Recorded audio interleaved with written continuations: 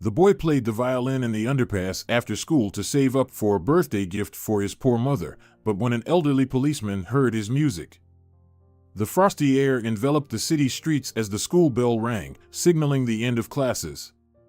Children's laughter and chatter echoed through the corridors, filling the school with energy after a long day of lessons. Alfred Roberts, clutching the strap of his satchel, was the last to leave the classroom.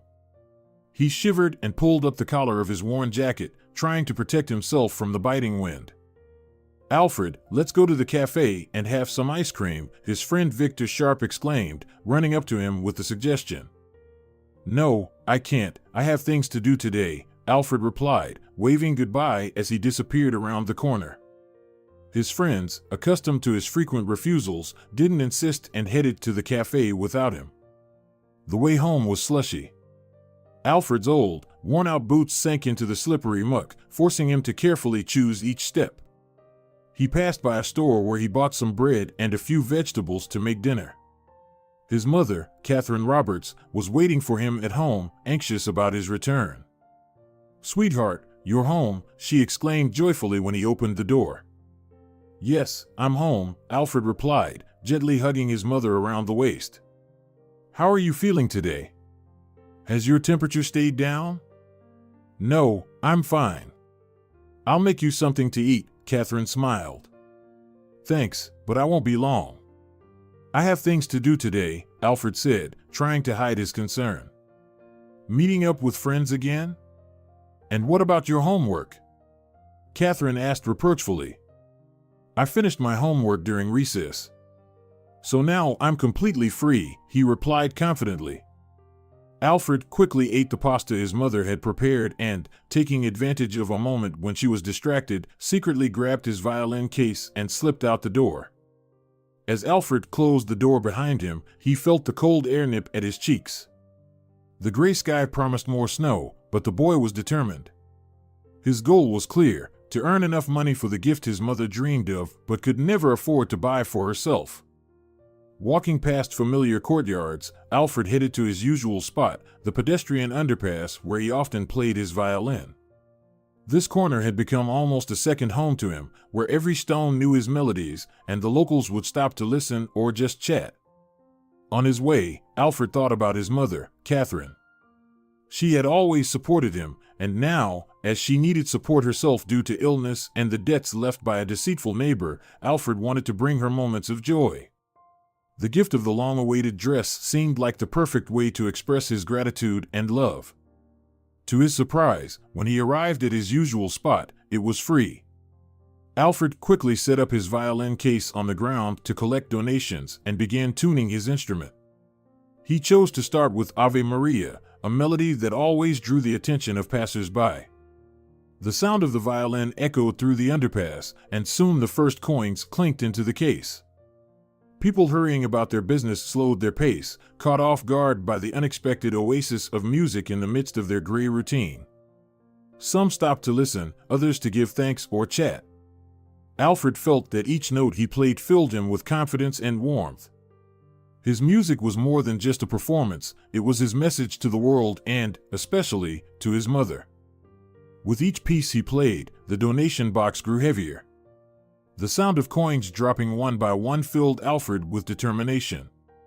Among the passers-by was an elderly man who seemed to have come specifically to listen to him. Approaching, the man placed a few bills into the case. "Well done, young man," he said, his eyes shining with appreciation. "You play with soul, it's evident." "Thank you," Alfred whispered, bowing. "I'm trying. It's all for my mom. I want to give her a birthday present." "Then you're sure to succeed," the old man nodded, smiling. "Good deeds always come back to you." After his words, Alfred took up the violin again. Music filled the underpass, and though the wind continued to sting his face with cold, his heart was warm with the knowledge of his mission. He knew that every note, every melody made the world a little better, bringing hope and joy to everyone who heard it. The first sounds of Alfred's violin on that cold evening were especially touching. As he lifted the bow and placed it on the strings, the melody gently flowed through the underpass, drawing admiring glances from passers-by. These first notes weren't just sounds, they were words that Alfred couldn't express in any other way. Every movement of his hands reflected his passion and desperation, his hopes and dreams. A man in a dark coat, rushing to catch a train, slowed his pace, captivated by the music. A woman with a child in her arms stopped to let the little one listen. Her face lit up with a smile as the child began to bounce joyfully, trying to dance to the melody. Alfred noticed this and played with even more feeling, seeing how his music brought joy. With every note he drew from the violin, the underpass filled with magic. This corridor had become something of his personal stage, where every stone and every corner knew him. Alfred felt that music allowed him to communicate with others on a level that words could never reach. He wasn't just playing, he was telling his story, the story of his mother, the story of their struggle and hope. As he transitioned from classical pieces to more lively melodies, the audience in the underpass grew. Passers-by not only stopped to listen but also reached for their wallets, tossing coins and bills into the violin case that Alfred had placed in front of him.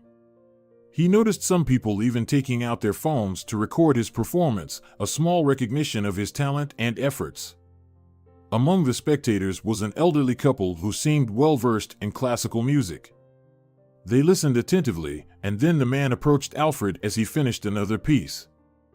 "Young man, your playing is simply magnificent. How long have you been studying the violin?" he asked with genuine interest. "Since childhood," Alfred replied modestly. "My mom always dreamed of me playing the violin. It's the only thing I can do to help her now." "Well, your mother must be very proud," said the woman who joined the conversation.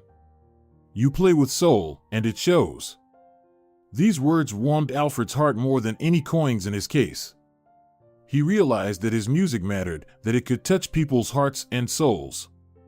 In that moment, he felt that all his efforts, all the long hours spent practicing the violin, had not been in vain. As the crowd began to disperse, Alfred continued to play, filled with renewed energy and hope. He knew that every melody brought him closer to his goal, to give his mother the perfect gift. As the last notes of the melody faded into the cold air of the underpass, Alfred felt a slight release of tension in his shoulders. He rested the bow on his lap, taking a brief break as he leaned against the cold wall. The air was filled with the aromas wafting from a small stall at the other end of the underpass. The familiar scent of freshly baked pastries caught his attention. "Same as usual, with cherry?" The voice of the vendor momentarily pulled Alfred from his thoughts. His eyes shifted toward the voice. Standing before him was a middle-aged woman, clad in a bright apron, smiling warmly at him. Her name was Charlotte Holmes, and she sold the most fragrant pastries in the entire neighborhood. "Yes, thank you, if you don't mind," Alfred replied, his face lighting up with a smile in return. Charlotte approached him, holding a hot pastry on a plate, wrapped in a napkin. "Play my favorite, please," she asked, handing him the treat. Her favorite melody was a gentle composition that Alfred had learned specifically for her after she shared how it reminded her of her youth. As Alfred savored the pastry, his fingers were already itching to return to the violin. The pastry was exquisite, warm, with a sweet and tangy filling that instantly warmed him from within. After a few bites, he picked up the violin and began to play. The melody was soft and contemplative, gently flowing through the underpass and drawing in new listeners. As Alfred played, Charlotte stepped back to observe the reactions of passers-by.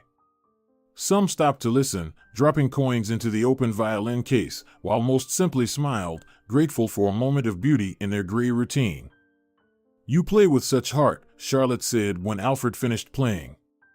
Her eyes shone, and there was pride in her voice. "You've got real talent. Don't give up on music, it will definitely be useful to you." Alfred nodded, smiling gratefully. "Thank you, Charlotte. That means a lot to me."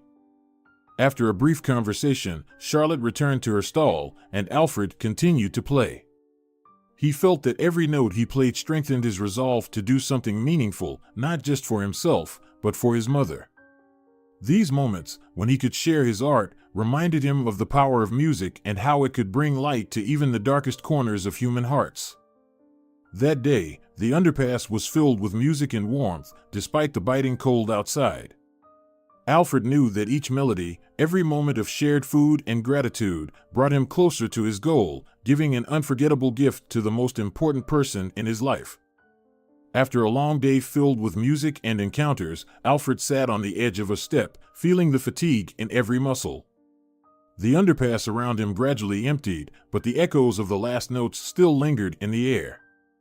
The violin lay beside him, and as he looked at it, Alfred remembered how it all began.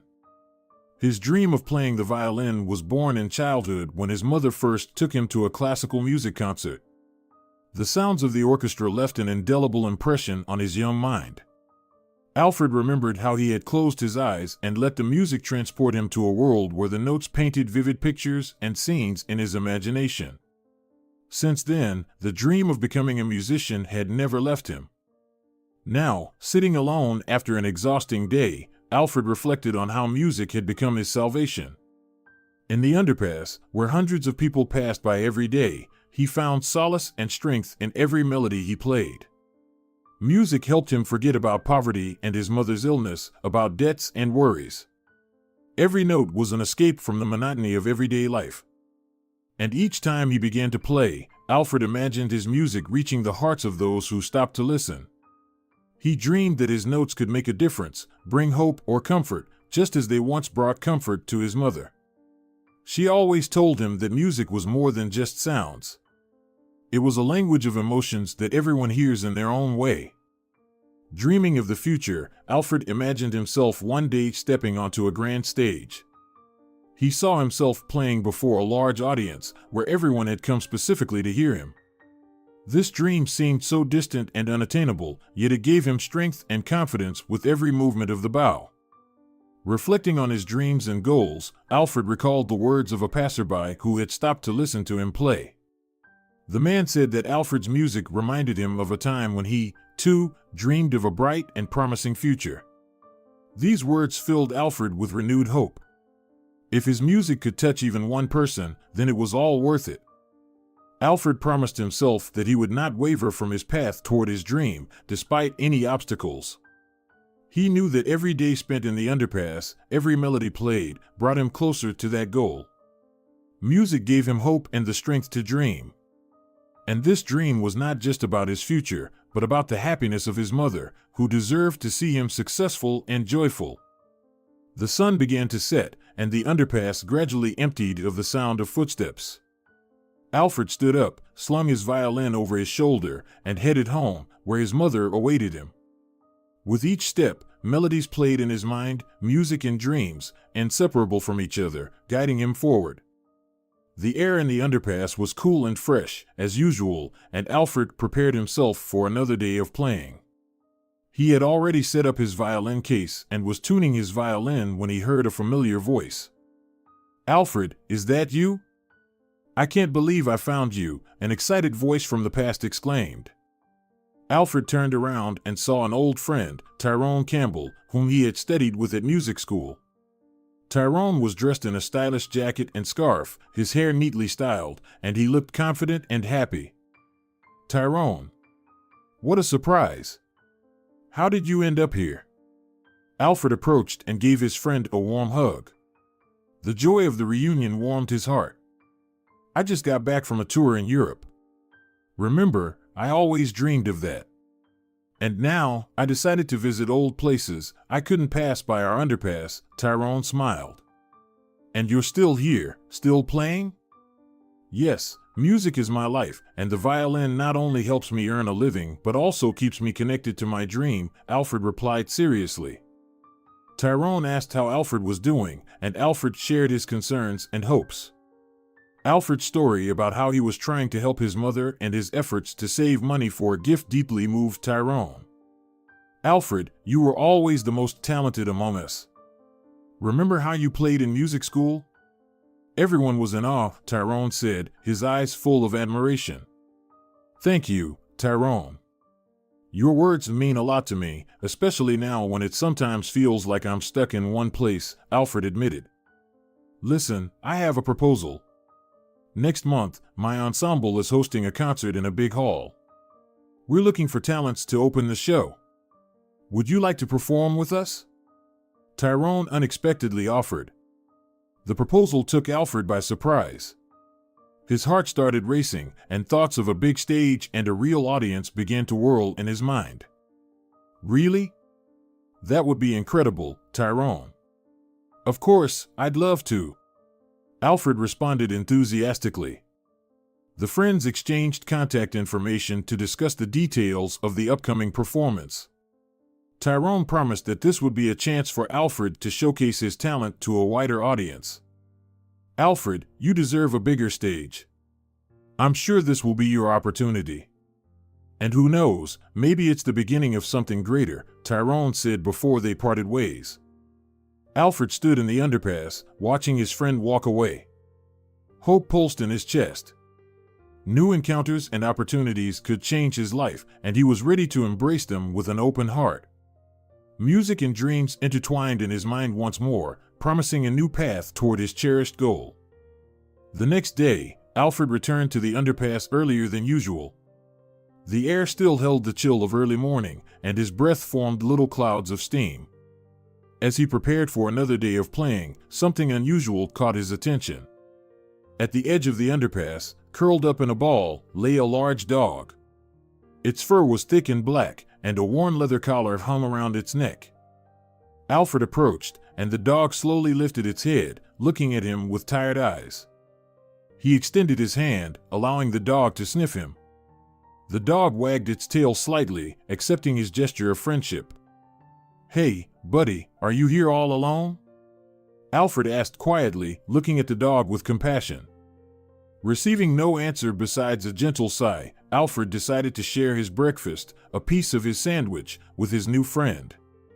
The dog carefully took the offering and quickly ate it. As morning turned into day, Alfred began to play. The melodies of his violin filled the space, attracting the attention of passers-by. The dog, whom Alfred had mentally named Max, lay nearby, quietly observing the scene. At one point, while Alfred was deeply immersed in his music, a small group of teenagers approached him. One of them attempted to grab the violin case containing his hard-earned money, but Max instantly jumped to his feet, growling and baring his teeth. "Back off!" Alfred shouted, protecting his honestly earned money.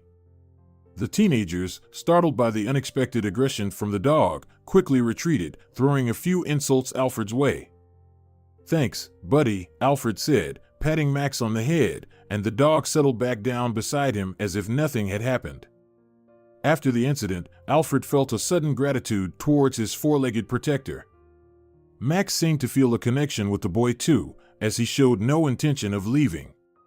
He lay close by, carefully watching Alfred's every move as he played. Throughout the day, Alfred shared a few more pieces of his lunch with Max, and a warm friendship blossomed between them. When it was time to leave, Alfred looked at Max, who was still lying by his side.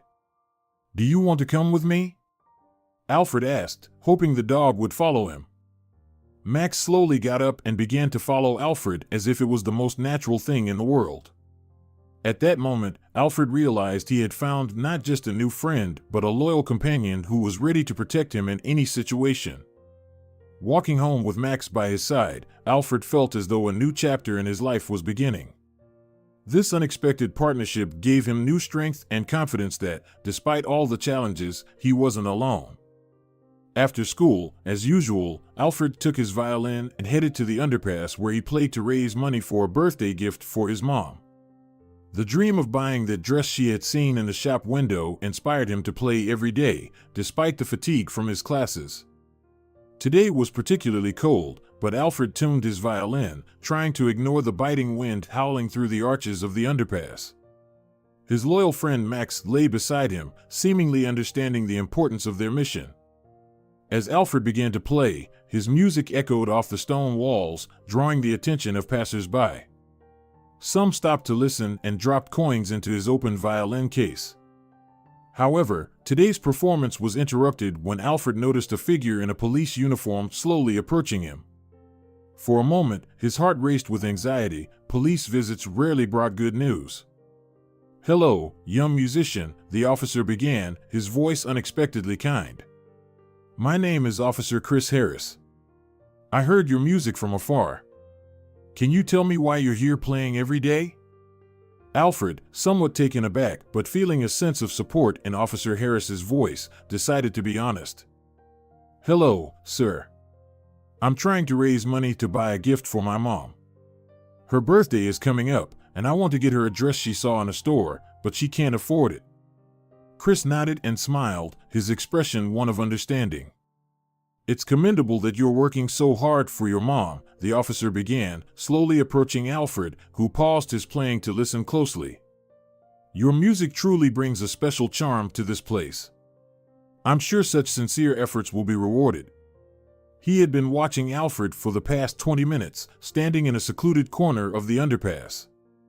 By the rules, he should have stopped the boy's performance or at least discussed involving social services, but Alfred's artistry had touched him deeply. And why can't your mom buy the dress herself? The officer asked, genuinely curious about their situation. She works, but she's been sick lately. Alfred paused, glancing down at his violin for a moment before continuing. Also, her salary is low, and most of it goes towards paying off debts. My mom took out a loan for our neighbor, who promised to pay it back but then disappeared. He was renting an apartment nearby, and now my mom is left with the debt. What kind of neighbor? That's fraud. Do you have his information? The officer asked, his concern visibly intensifying. Yes, my mom has all the details. She knows who he is, but he vanished without a trace, Alfred said, relief evident in his voice as he realized someone was finally listening and understanding. How much longer are you planning to play today? The officer asked, glancing around the nearly empty underpass. I'm almost done. Most people have already passed by, and I need to get home. I want to check on my mom and make sure she's okay, Alfred replied as he began packing up his violin. Great, I'll walk you home, the officer offered, stepping closer and helping to gather Alfred's things. We can talk on the way. I'll help you with your situation. Scammers shouldn't be out there freely. But my mom might get scared if she sees you in uniform, Alfred said hesitantly, looking up at the officer. Don't worry, I'll be discreet. We'll say we ran into each other by chance, and you told me about the neighbor. I need to know his details for further investigation, the officer reassured him as they began walking towards Alfred's home. Alfred felt a wave of relief and gratitude. This not only gave him hope for resolving their problems, but also strengthened his belief that there were still good and responsible people in the world. The warmth of the home greeted Alfred and Chris as they entered the house. The smell of fresh baking filled the air. His mom loved to bake when she felt better. A kettle was boiling on the stove, releasing fragrant steam from under its lid. Alfred, you're home, his mother exclaimed, smiling as she approached them. Her joy dimmed slightly when she noticed the police officer accompanying her son. And who is this? Alfred quickly intervened to calm his mother. This is Officer Chris Harris, Mom. We met today. He's helping me with something. Chris nodded and smiled, trying to make the situation more comfortable. Your son is a very talented musician, ma'am. He cares a lot about you, and I'm here to help. After a polite offer of tea, they sat down at the kitchen table. Alfred began to cautiously explain his efforts to raise money, avoiding any mention of the gift to keep it a surprise for his mother. He only hinted that he was doing his best to help them both out of a difficult financial situation. Alfred, I'm so proud of you, his mother said softly, listening to him. You're always trying to do your best. When the conversation turned to the neighbor's fraud, his mother provided all the necessary details to Chris, who took their situation seriously. We will do everything we can to make sure this person is brought to justice, Chris assured them, writing down the information. Don't worry, we'll find him. After the officer left, Alfred's mother showed signs of relief. She took Alfred's hands in hers, and tears welled up in her eyes. Alfred, I'm so grateful for everything you're doing. I don't know what I would do without you, her voice trembled. Mom, I'll always be here, Alfred replied firmly, hugging her. We'll get through this together. That night, as Alfred lay down to sleep, his heart was filled with warmth. Despite all the challenges, he and his mom had grown even closer. He closed his eyes, dreaming of how he would make his mom's upcoming birthday truly special with the surprise he had been carefully preparing. The evening was quiet and cozy, the house filled with the scent of fresh baking and tea. Alfred and his mother sat at the kitchen table, bathed in the soft light of a table lamp. He waited as his mom took the pastries out of the oven, and suddenly his gaze fell on an old photograph on the refrigerator. "Mom, who is this?" Alfred pointed to the image of a man and a woman laughing and holding hands in the old photograph. Catherine glanced in that direction and smiled, nostalgia reflecting in her eyes. "Those are your grandparents," she replied, approaching and carefully examining the photo. "They were so young and in love. Your grandfather was a sailor, and your grandmother always waited for him at home, baking bread and making the best cherry compote in the world." Alfred listened intently as his mother continued. "They loved music very much. Your grandfather could play the harmonica, and your grandmother sang. Perhaps you inherited your love of music from them." "I've never heard them play," Alfred said thoughtfully. "Oh, your grandfather would sometimes play when he returned from the sea. The whole house would fill with music." "Those were happy times," his mother sighed, reminiscing about the past. Alfred grew curious about his family and asked, "What happened after that?" "Life, my dear," his mother smiled, though a shadow of sadness flickered in her eyes. "Grandfather went on his last voyage and never came back. Grandmother waited for him for years, but then she would only sing at celebrations to remind the world of her youth." Alfred felt the sadness envelop the room. His heart ached with sympathy for the grandmother he had never met. "Mom, that's why I want so much to make you happy. I don't want you to wait like Grandma did," Alfred said, taking his mother's hands. "Oh, Alfred, you already make me the happiest mother in the world," she replied tenderly, pressing his hands to her lips. "I'm so proud of you." They embraced, and at that moment, Alfred promised himself that he would do everything possible to make his mother's birthday special. He knew that music was what connected him to the past, and he would use it to brighten their present. That night was filled with conversations about the past, plans for the future, and the warmth of family memories. Alfred went to bed feeling a deep connection to his family and a new determination in his heart. The next morning was gray and gloomy, as if even the weather emphasized the hardships that Alfred and his mother were facing. Alfred woke up early, and after a quick breakfast, his thoughts returned to his conversation with Chris. The fraud that his mother had fallen victim to now seemed not just an injustice, but a challenge he felt compelled to face. His mother, unaware of the surprise Alfred was preparing for her birthday, tried, as usual, to take care of daily tasks despite her exhaustion. However, the anxiety about the future lingered. The debts left by the neighbor weighed heavily on her. Alfred saw this and knew he had to act. He decided to start searching on his own, alongside Chris's efforts. Alfred felt that he couldn't just sit and wait for someone else to solve their problems. He knew that his mother kept all the documents related to the neighbor's loan in an old wooden box in their bedroom. That's where he began his search. Rummaging through the box, Alfred found old letters, bills, and finally the contract that the neighbor had persuaded his mother to sign. Alfred studied it carefully, trying to understand how his mother had been deceived. The name, passport details, and address were all in the contract, but did it mean anything now that the person had disappeared? Alfred decided to start with what he could find. He knew that Chris had promised to help, but the waiting felt endless, and Alfred wanted to resolve the situation as quickly as possible. He recalled that the contract mentioned the neighbor's address, a dilapidated house in a nearby neighborhood. Alfred decided it was worth checking out. Maybe he could find some clues. The next morning, after school, Alfred went to the specified address. The area was quiet, with small houses that looked almost identical. The house he was searching for was abandoned and partially ruined. The doors and windows were boarded up, and the garden was overgrown with weeds. Alfred felt a pang of disappointment, but decided to examine the surroundings. Perhaps one of the neighbors had seen something or remembered the person who lived there. He knocked on several doors, but no one had any useful information. The people in the area seemed closed off and distrustful, which only heightened his sense of futility. When Alfred returned home, his mother noticed his tired expression and asked with concern, "Did you find something, Alfred?" He hesitated, unsure whether to tell her about his search. He didn't want to worry her any more than she already was. "I was just trying to find out about that house in the neighboring area," he finally admitted. "But there's no one there, it's all abandoned." His mother sighed sadly, but then took his hand and gave a faint smile. "Alfred, I know how hard you're trying. But you don't have to take everything on yourself. Let's leave it to Chris. He knows what to do."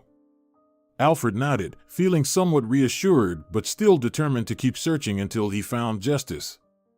He knew that he and his mother weren't alone in this, and it gave him strength to keep going. Several days passed since Alfred had started searching for the neighbor, and although he hadn't made much progress, hope continued to fuel him. He continued to play his violin in the passage after school, raising money for his mother's gift. Time flew by, and her birthday was approaching. Alfred was absorbed in thoughts of how to make the day special when something unexpected happened. That day, the passage was unusually quiet. People hurried about their business, not pausing to listen to the music. Nevertheless, Alfred kept playing, hoping that his melodies would still reach someone. Suddenly, he noticed an elderly woman approaching him, dressed in an elegant coat. Her face was warm and friendly, and her eyes showed interest. "You play so wonderfully, my boy," she said when Alfred finished his latest melody. "I've heard you play here in the passage a few times already. You have a real talent." Alfred blushed but thanked the woman for the compliment. "Thank you," he said, modestly lowering his eyes. "My name is Mrs. Sheila Franklin," the woman introduced herself, extending her hand. "I run a small cultural center nearby. We host various events, and I would love to invite you to perform at our charity concert." Alfred was stunned. He was used to playing in the passage, but the offer to perform at a real concert seemed unreal. "Are you serious?" he asked, unable to believe his ears. "Of course I'm serious," Sheila replied with a gentle smile. "I'm sure your performance will be the highlight of the evening. Plus, it will be a great opportunity for you to showcase your talent and perhaps earn a bit of money." "I agree," Alfred almost shouted, feeling his heart race with excitement. "Wonderful," Sheila said, pulling out a business card and handing it to Alfred. "It has all my contact information. Get in touch with me, and we'll discuss the details. The concert is in a month." Alfred took the card, feeling overwhelmed with excitement and joy. It was more than he could have hoped for, and at that moment, he felt that his efforts were finally starting to pay off. As Mrs. Franklin left, Alfred couldn't stop smiling. He continued to play, but this time his melodies sounded even brighter and more confident, as if his dream was starting to come true right before his eyes. Later, when Alfred returned home, he couldn't hide his excitement. His mother, noticing his beaming face, smiled and asked, "What happened, Alfred? You look like someone just offered you a chance to perform on a big stage." Alfred almost revealed everything but stopped himself in time, deciding to keep the surprise. "Just a good day, Mom," he replied, smiling mysteriously. "A very good day." That night, lying in bed, Alfred couldn't fall asleep. He thought about the upcoming concert, about performing in front of a real audience, and about how proud his mother would be. Mrs. Sheila's unexpected offer was not only a chance to earn money but also an opportunity to show what he was capable of. Now he had a new motivation and even more determination to make his mother's birthday unforgettable. After long days of waiting and anxiety, the moment came when Alfred began to feel that things were finally starting to improve. Officer Chris Harris, whom they had met recently, turned out to be not only a kind person but also a true professional. Since taking on the fraud case, Alfred felt that their family was no longer alone in their fight against injustice. One evening, when Alfred returned home after another rehearsal, he noticed that his mother was sitting at the kitchen table with the phone receiver in her hand. She looked excited, and there was something new on her face, a spark of hope that Alfred hadn't seen in a long time. "Alfred, it's Chris," she said, covering the receiver with her hand. "He wants to talk to you." Alfred quickly took the receiver, his heart racing. "Hello, Chris, this is Alfred," he said, trying to mask his nervousness. "Hi, Alfred," came the familiar, confident voice of the officer. "I wanted to give you some good news. We've managed to locate your neighbor. He was apprehended in a nearby city for attempting a similar fraud. He's now facing trial, and I'm confident that he will be held accountable for his actions." Alfred could hardly believe his ears. After all these months of worry and uncertainty, there was finally real hope that things would turn out well. "This is incredible, Chris. Thank you so much." Alfred exhaled, feeling a smile spread across his face. "You're welcome, Alfred," Chris replied, his voice warm and friendly. "I also wanted to say that, once all the formalities are completed, we will return all the stolen money to your family. It might take a little time, but rest assured, justice will prevail." Alfred thanked the officer once more and hung up. His mother sat across from him, tears of relief sparkling in her eyes. "They found him, Mom," Alfred exclaimed, overwhelmed with joy. "Chris said they'll return all our money." His mother covered her face with her hands, unable to hold back her tears. These were tears of relief and happiness she had been waiting for so long. "Alfred, I don't even know how to express my gratitude. You've been so strong, supporting me all this time." Her voice trembled, but it was filled with deep appreciation. "Mom, it's all for you. You deserve for everything to be right," Alfred replied, hugging her. "Things will get better now, I'm sure of it." At that moment, Alfred felt that their life was beginning to change. It wasn't just the end of a difficult period, but the start of something new. The sense that only bright days lay ahead filled his heart. As evening came and Alfred went to bed, he couldn't stop thinking about how their lives would change when the money returned. These thoughts were accompanied by a deep sense of gratitude toward Chris, who had helped them through their toughest times. Now that the clouds had started to lift, Alfred could focus on making his mother's birthday truly special. With the money he had already gathered through his talent and the return of the stolen funds, he knew he could make all his dreams of making his mother happy come true. The day ended with a feeling of deep satisfaction and confidence in the bright future ahead. As his mother's birthday approached, Alfred felt each day becoming more fulfilling. Following the news from Chris that the fraudster had been found and the money would soon be returned, the atmosphere at home was filled with relief and joy. Now Alfred could focus on preparing for the celebration, knowing that their financial troubles would soon be resolved. Alfred had long dreamed of giving his mother a special gift. He had already saved enough to buy the dress his mother had seen in the store window, but now he had the chance to make the day truly unforgettable. He wanted not just to present a gift, but to create an atmosphere that reflected all his love and gratitude for her. First, he decided to decorate the house.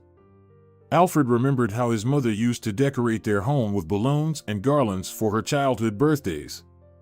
He wanted to recreate that atmosphere. He found a box of Christmas lights and colorful ribbons they had used a year ago in the garage. Alfred carefully laid them out in the kitchen, planning how to adorn the living room. "Mom will be thrilled," he muttered to himself, hanging the garlands over the windows. The decorations were just the beginning. Alfred knew his mother loved flowers, especially roses. He decided she would enjoy receiving a bouquet, so he arranged with a local florist to deliver fresh flowers on the morning before the celebration. Next, he chose the menu for the festive dinner. Alfred remembered how his mother used to prepare their favorite dishes on special days. He decided it was his turn to surprise her. Alfred sought advice from their neighbor, Lisa Myers, who was renowned for her culinary skills. She helped him plan a simple but delicious menu consisting of pasta with mushroom sauce, a green salad, and homemade apple pie for dessert. On the day before the celebration, Alfred went to the store to buy all the necessary ingredients. He felt like a true adult, carefully selecting the best items. When he returned home with his bags full, his mother looked at him with surprise. "Alfred, why did you buy so many groceries?" she asked, slightly puzzled. With a smile, Alfred replied, "Mom, it's for breakfast and lunch. I thought we needed something delicious and special for the day." His mother, of course, had no idea about the extent of his plans, but her smile confirmed that she was pleased with his initiative. The morning of her birthday was quiet and sunny. Rays of light gently filtered through the curtains, illuminating the cozy living room that Alfred had decorated the day before. He woke up early, full of enthusiasm and excitement. This day was meant to be special, and Alfred was determined to do everything he could to make it memorable for his mom. First, he headed to the kitchen to prepare breakfast. Alfred had prepared everything in advance to surprise his mother with her favorite pancakes with berries and honey. He skillfully handled the batter, trying not to make any noise so he wouldn't wake her up too early. When the pancakes were ready, he carefully arranged them on a beautiful plate, adding fresh berries and a few sprigs of mint for decoration.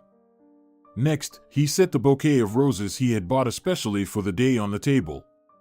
The flowers filled the room with a delicate fragrance, creating an atmosphere of warmth and coziness. Alfred could already imagine his mother's smile when she saw them. When everything was ready, Alfred gently knocked on the bedroom door. "Mom, wake up," he called, trying to keep the excitement out of his voice. After a few moments, the door opened, and his mother, still a bit sleepy, peeked out of the room. Seeing Alfred with a tray in his hands and a smile on his face, she stood still in surprise. "Happy birthday, Mom," Alfred said, handing her the tray with breakfast. His mother smiled, her eyes shining with happiness. She sat on the bed and took the tray, which held the pancakes and a cup of hot tea.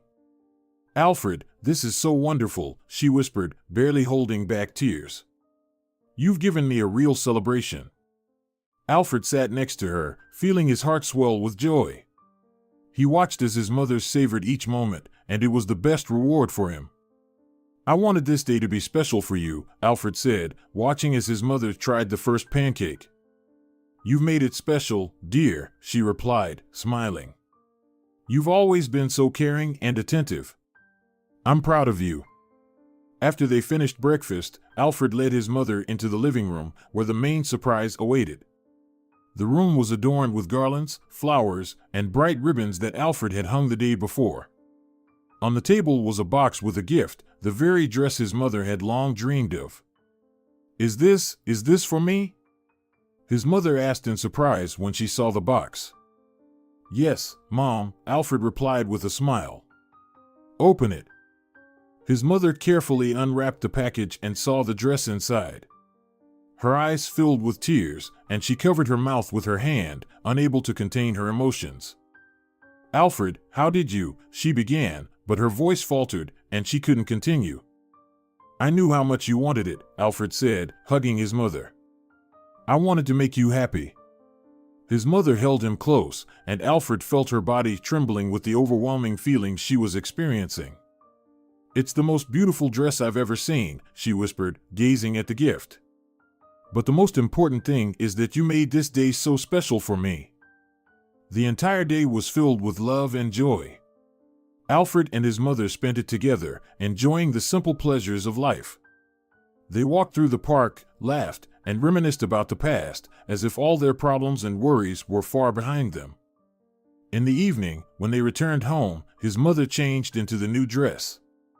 It fit her perfectly, accentuating her graceful figure and giving her a sense of confidence.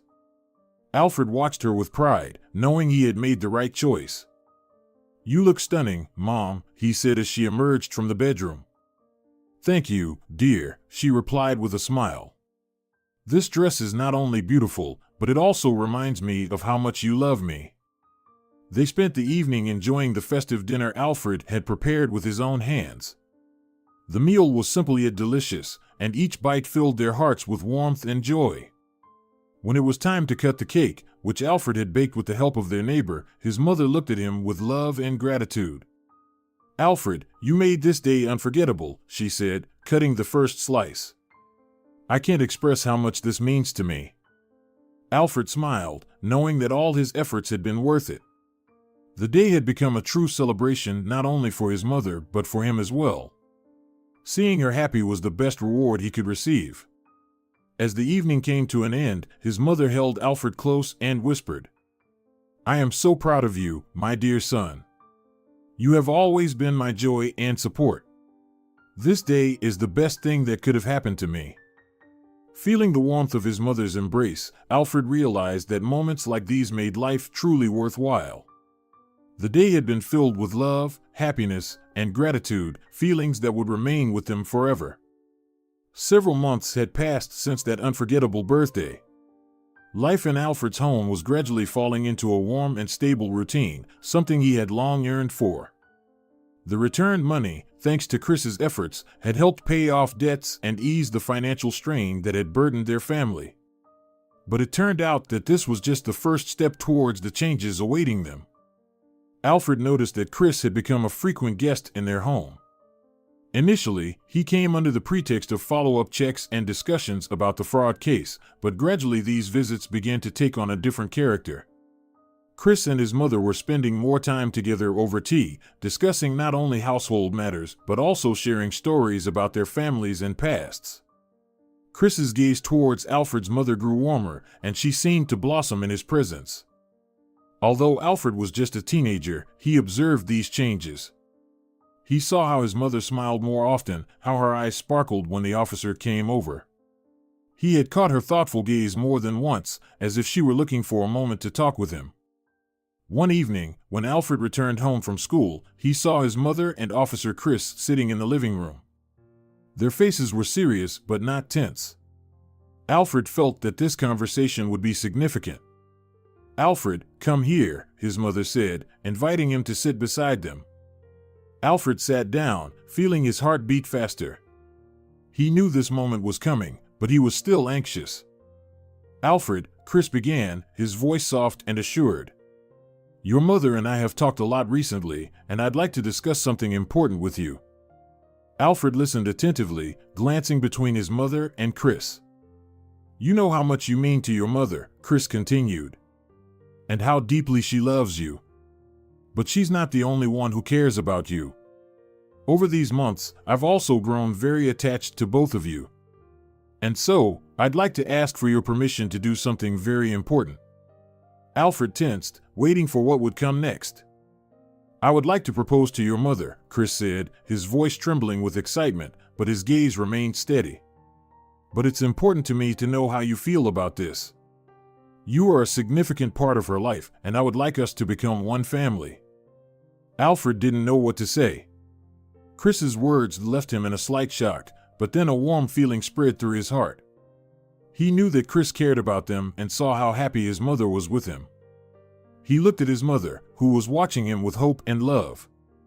Her eyes were filled with tears, but they were tears of joy.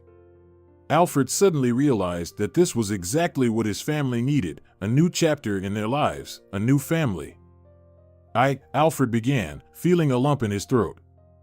"I think it's a wonderful idea." His mother quietly sobbed and hugged him tightly. "Thank you, Alfred," she whispered.